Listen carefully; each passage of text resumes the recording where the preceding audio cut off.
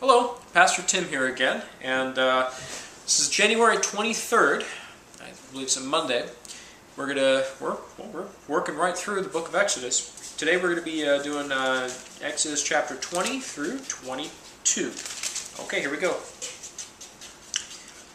And God spoke all these words, saying, I am the Lord your God, who brought you out of the land of Egypt, out of the house of bondage.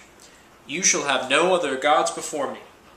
You shall not make for yourself a carved image, any likeness of anything that is in heaven above, or that is in the earth beneath, or that is in the water under the earth. You shall not bow down to them nor serve them. For I, the Lord your God, am a jealous God, visiting the iniquity of the fathers upon the children to the third and fourth generations of those who hate me, but showing mercy to thousands, to those who love me and keep my commands.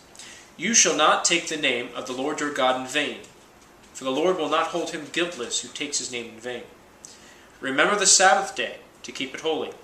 6 days you shall labor to do all your work, but the seventh day is the Sabbath day of the Lord your God. In it you shall do no work, nor your son, nor your daughter, nor your male servant, nor your female servant, nor your cattle, nor your stranger who is within your gates. For in 6 days the Lord made the heavens and the earth, and the sea, and all that is in them, and rested on the seventh day. Therefore the Lord blessed the Sabbath day and hallowed it. Honor your father and your mother, that your days may be long upon the land which the Lord your God is giving you. You shall not murder. You shall not commit adultery. You shall not steal. You shall not bear false witness against your neighbor. You shall not covet your neighbor's house. You shall not covet your neighbor's wife. You shall not covet nor his male servant, nor his female servant, nor his ox, nor his donkey, nor anything that is your neighbor's.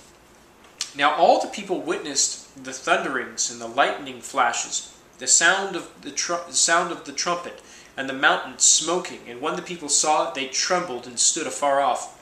Then they said to Moses, You speak with us, and we will hear you, and we will hear. But let not God speak with us, lest we die. And Moses said to the people, Do not fear, for God has come to test you, that his fear may be before you, so that you may not sin. So the people stood afar off, but Moses drew near, the thick darkness where God was. Then the Lord said to Moses, Thus you shall say to the children of Israel, You have seen that I have talked with you from heaven. You shall not make anything to be with me. You shall not make anything to be with me. Gods of silver or gods of gold you shall not make for yourselves. An altar of earth you shall make for me, and you shall sacrifice on it burnt offerings, and your peace offerings, your sheep and your oxen. In every place where I record my name I will come to you, and I will bless you. And if you make me an altar of stone, you shall not build it of hewn stone, for if you use your tool on it, you have profaned it. Nor shall you go up by steps to my altar, that your nakedness may not be exposed on it. Chapter 21. Now these are the judgments which you shall set before them. If you buy a Hebrew servant, he shall serve 6 years, and in the seventh he shall go out free and pay nothing. If he comes in by himself, he shall go out by himself. If he comes in married, then his wife shall go out with him. If his master gives him a wife, and she has borne him sons or daughters, the wife and her children shall be her master's, and he shall go out by himself. But if the servant plainly says, I love my master, my wife, and my children, I will not go out free, then his master shall bring him to the judges. He shall also bring him to the door, or the doorpost, and his master shall pierce his ear with an awl, and he shall serve him forever. And if a man sells his daughter to be a female slave, she shall not go out as the male slaves do. If she does not please her master, who has betrothed her to himself, then he shall let her be redeemed. He shall have no right to sell her to a foreign people, since he has dealt deceitfully with her. And if he has betrothed her to his son, he shall deal with her according to the custom of daughters. If he takes another wife, he shall not diminish her food, her clothing, and her marriage rights. And if he does not do these three for her, then she shall go out free without paying money. He who strikes a man so that he dies shall surely be put to death. However, if he did not lie in wait, but God delivered him into his hand, then I will appoint for you a place where he may flee. But if a man acts with premeditation against his neighbor to kill him by treachery, you shall take him from my altar, that he may die. And he who strikes his father or his mother shall surely be put to death. He who kidnaps a man and sells him, or if he is found in his hand, shall surely be put to death. And he who curses his father or curses mother shall surely be put to death. If men contend with each other, and one strikes the other with a stone or with his fist, and he does not die, but is confined to his bed, if he rises again and walks outside with his staff, then he who struck him shall be acquitted. He shall only pay for the loss of his time, and shall provide for him to be thoroughly healed. But if a man beats his male or female servant with a rod so that he dies under his hand, he shall surely be punished. Notwithstanding, if he remains alive a day or two, he shall not be punished, for he is his property. If men fight and hurt a woman with child, so she gives birth prematurely, yet no harm follows, he shall surely be punished accordingly as the woman's husband imposes on him, and he shall pay as the judges determine. But if any harm follows, then you shall give life for life, eye for eye, tooth for tooth, hand for hand, foot for foot, burn for burn, wound for wound, stripe for stripe. If a man strikes the eye of his male or female servant and destroys it, he shall let him go free for the sake of his eye. And if he knocks out the tooth of his male or female servant, he shall let him go free for the sake of his tooth. If an ox gores a man or a woman to death, then the ox shall surely be stoned, and its flesh shall not be eaten.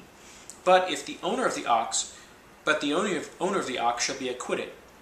But if the ox tended to thrust with its horns in times past, and it has been made known to his owner, and he has not kept it confined, so that it has killed a man or a woman, the ox shall be stoned, and its owner also shall be put to death.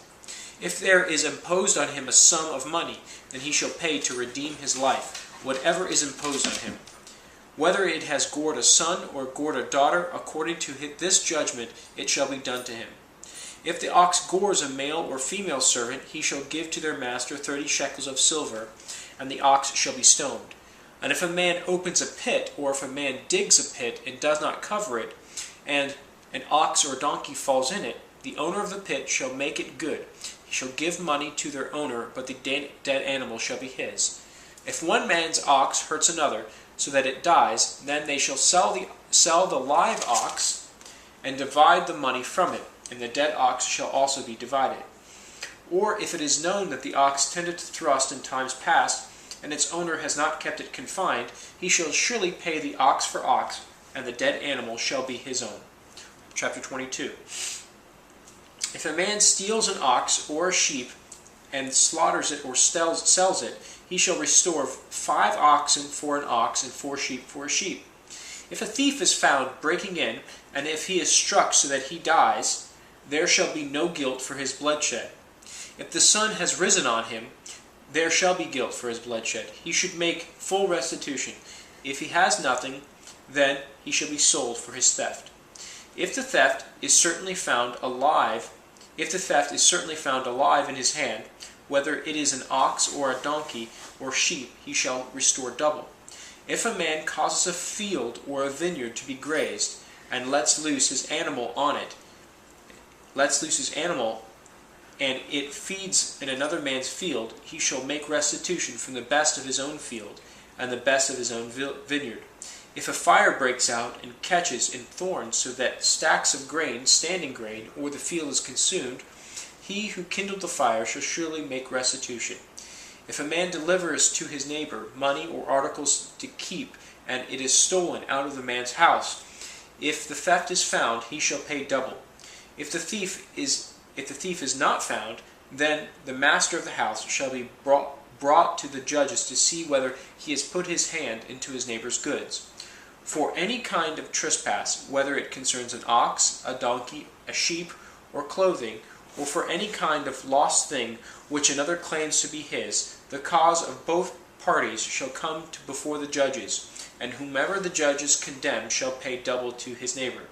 If a man delivers to his neighbor a donkey, an ox, a sheep, or any animal to keep, and it dies, it is hurt or driven away, no one seeing it, then an oath of the Lord shall be put between them both, that he has not put his hand into his neighbor's goods.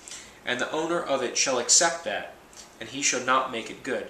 But if in fact it is stolen from him, he shall make restitution to the owner of it. If it is torn to pieces by a beast, then he shall bring it as evidence, and he shall not make good what was torn.